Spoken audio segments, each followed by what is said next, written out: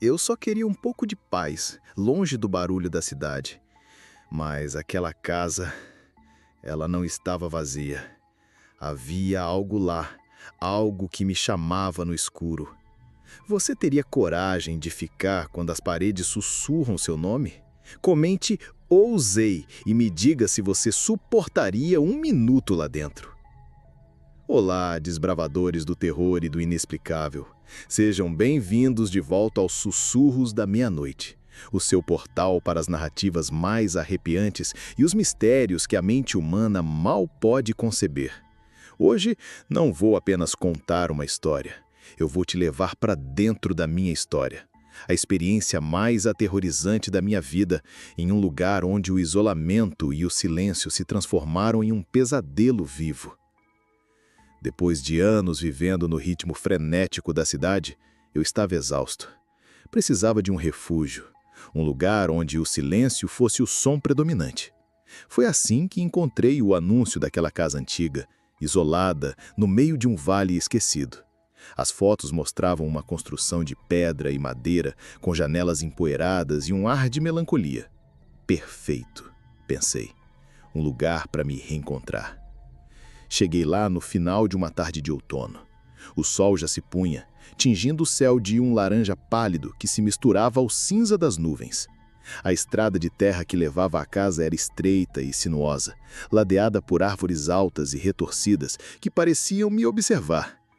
A casa em si era maior do que eu imaginava, com uma aura de abandono que me deu um arrepio, apesar do meu ceticismo.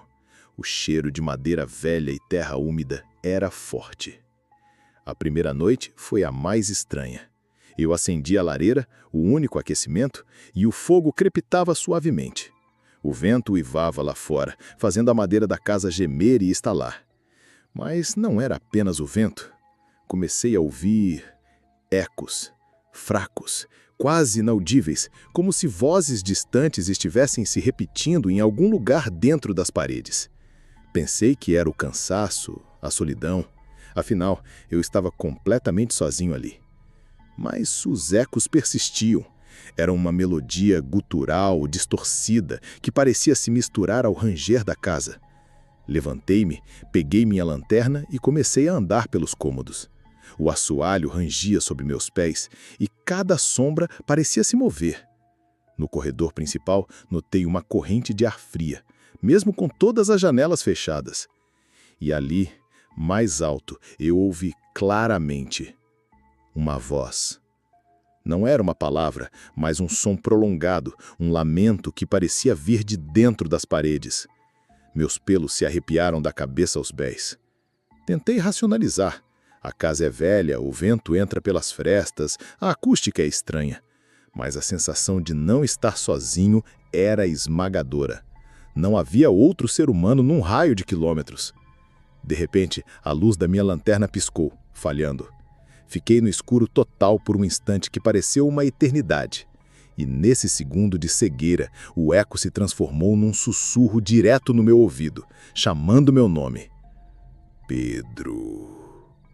Meu coração disparou. Eu sabia que a paz que eu buscava ali se transformara em um pesadelo, e aquela foi apenas a primeira noite.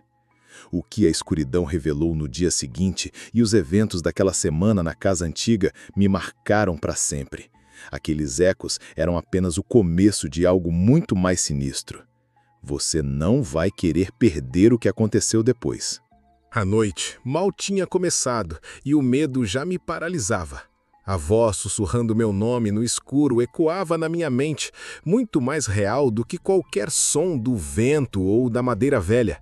A lanterna voltou a funcionar, um feixe trêmulo cortando a escuridão daquele corredor frio. Eu estava sozinho, mas a certeza de não estar era avassaladora. Passei o resto da noite em vigília perto da lareira, o fogo dançando como um escudo precário contra o que quer que habitasse aquela casa. A cada estalo da madeira, a cada uivo do vento lá fora, eu sobressaltava. Os ecos voltaram, mais frequentes agora, e por vezes pareciam formar palavras indistintas, fragmentos de frases sussurradas em uma língua que eu não conhecia, mas que, de alguma forma, sentia. Com o amanhecer, uma pálida luz cinzenta invadiu as janelas empoeiradas. A casa, à luz do dia, parecia menos ameaçadora, mas a sensação de inquietude permanecia. Decidi explorar. Cada cômodo carregava o peso do abandono, móveis cobertos por lençóis brancos fantasmas, retratos empoeirados com olhares que pareciam me seguir. No andar de cima, encontrei um quarto com um berço de madeira enferrujado e um papel de parede desbotado com desenhos infantis. Uma tristeza profunda emanava daquele lugar, como um lamento silencioso. Foi nesse quarto que ouvi pela primeira vez um nome claro, inteligível em meio aos ecos. Uma voz infantil, fraca e distante, como se chamasse de muito longe. Sofia. O eco repetiu o nome várias vezes, cada vez mais fraco, até se dissipar no silêncio. Quem era Sofia? Teria vivido ali? Algo de ruim teria acontecido? Minha mente, antes cética, começava a buscar explicações sobrenaturais. Decidi sair da casa. Precisava de ar fresco, de ver o sol pleno. Caminhei pela propriedade, a floresta densa cercando a casa como um abraço sombrio. Encontrei um pequeno cemitério abandonado nos fundos, as lápides cobertas de musgo e líquen, os nomes quase ilegíveis. Uma em particular chamou-me a atenção. Uma lápide menor, mais antiga, com uma única palavra gravada: Sofia. Abaixo, uma data de nascimento e uma de morte, há mais de um século. Um calafrio percorreu meu corpo. Sofia. A voz infantil na casa, os ecos, tudo parecia se conectar em uma teia sinistra. Voltei para casa, com um medo crescente, a paz que eu buscava substituída por uma angústia palpável. Eu não estava sozinho naquela casa.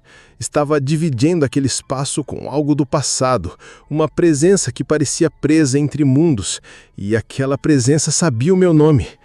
Ao anoitecer, os ecos voltaram, mais fortes, mais insistentes. Já não eram sussurros distantes, mas vozes claras, lamentando, chamando, sussurrando segredos indistintíveis. Parecia que as paredes tinham ganhado vida, que a própria casa estava falando comigo através daquelas vozes do passado. E no meio daquele coro fantasmagórico, meu nome era chamado, repetidamente, com uma insistência cada vez mais ameaçadora. A noite se aprofundava, e com ela a intensidade das vozes na casa antiga se tornava insuportável. Eu sabia que não poderia passar mais uma noite ali sem enlouquecer. A segunda noite na casa foi um inferno. Os sussurros de Sofia e os ecos ininteligíveis se intensificaram, formando uma cacofonia de vozes que pareciam vir de todas as direções. Eu não conseguia dormir, o coração martelando no peito, cada sombra um convite ao pânico. Eu estava exausto, e a exaustão me levava a um estado de semilucidez, onde o que era real e o que era imaginação se misturava perigosamente. Decidi que não podia mais ficar no andar de baixo. A sensação de estar sendo observado, caçado por aquelas vozes, era sufocante. Peguei minha lanterna, uma garrafa de água e me refugiei no quarto de Sofia, no andar de cima. Havia uma cama antiga lá, coberta por um lençol que eu puxei, revelando um colchão mofado. Deitei, cobrindo-me com meu próprio casaco, e tentei fechar os olhos. Foi então que senti. Não ouvi, mas senti. Uma pressão fria no pé da cama, como se algo tivesse se sentado. Abri os olhos no escuro. O quarto estava imerso em uma penumbra quase total. Apenas a luz fraca da lanterna que eu tinha deixado no chão, apontada para o teto, criava sombras longas e dançantes. Eu prendi a respiração. Não havia ninguém, mas a pressão persistia e o ar ao meu redor ficou gélido, um frio que me penetrava os ossos, diferente do vento lá fora. O cheiro de mofo se intensificou, misturado a um odor doce e enjoativo, como flores mortas. Meus olhos se acostumaram à escuridão, e então eu a vi. No canto mais escuro do quarto, onde as sombras eram mais densas, uma silhueta. alta, esguia, quase translúcida. Não tinha feições claras, mas a forma lembrava uma figura feminina, com algo que parecia ser cabelo longo e esvoaçante. Não se movia, apenas estava ali, uma presença gélida e espectral. Eu não conseguia gritar. Minha garganta estava seca, paralisada pelo medo. Tentei me mover, mas meu corpo estava rígido, preso. Aquela figura, a presença, era o que vinha me chamando. Era Sofia. Não uma criança, mas algo, mais antigo, mais consumido pela casa. Seus ecos na minha mente agora pareciam um coro de lamentos e eu senti como se cada célula do meu corpo estivesse sendo drenada de calor, de vida. Eu fechei os olhos com força, desejando que fosse um pesadelo. Quando os abri novamente, a figura estava mais perto. Tão perto que eu podia sentir o frio cortante que emanava dela. E então um sussurro claro, gelado, direto no meu ouvido, diferente dos ecos. Você está aqui. Por mim? A voz não era infantil. Era rouca, antiga, cheia de uma dor e de uma raiva que me dilaceraram por dentro. Eu estava preso com ela, e o amanhecer parecia uma esperança impossível. Aquela presença me consumia e eu sabia que precisava fazer algo, qualquer coisa para sobreviver àquela noite. Minha última chance estava em jogo, e o que aconteceria a seguir definiria se eu sairia dali com vida ou se me tornaria apenas mais um sussurro nas paredes daquela casa. A figura translúcida de Sofia pairava sobre mim, e sua voz rouca ressoava diretamente na minha mente. Você está aqui, por mim. O frio era cortante, a angústia esmagadora. Eu estava preso, paralisado pelo terror, enquanto a presença se intensificava, sugando a vida e a esperança de dentro de mim.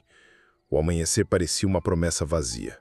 Com as últimas forças, tentei mover minha mão, esticá-la em direção à lanterna que jazia no chão.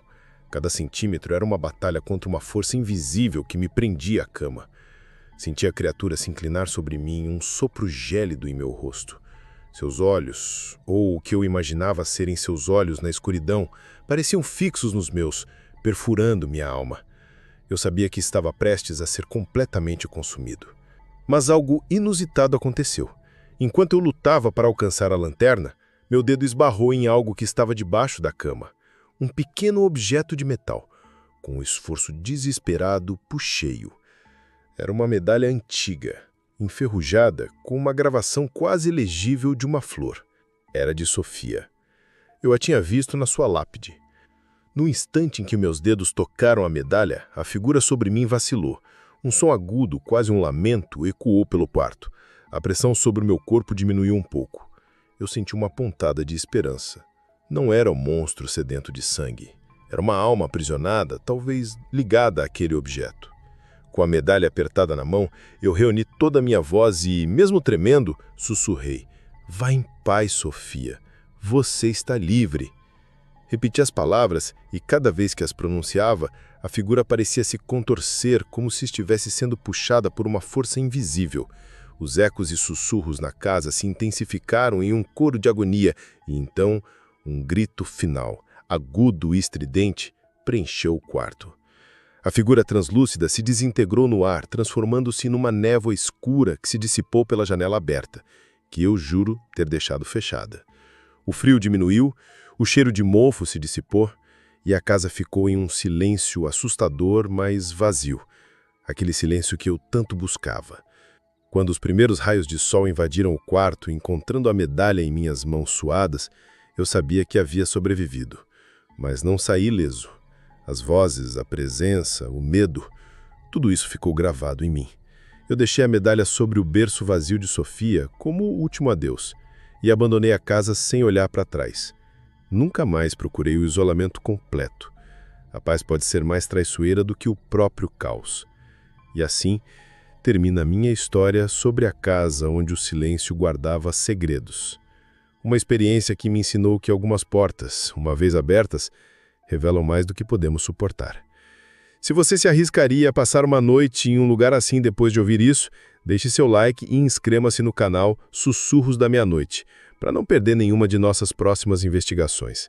Ative o sininho para ser notificado sempre que um novo mistério da mente ou do universo surgir. E agora me diga nos comentários, você acredita em almas presas ou tudo não passou de um efeito da minha mente? O que você faria se ouvisse seu nome ser chamado no escuro?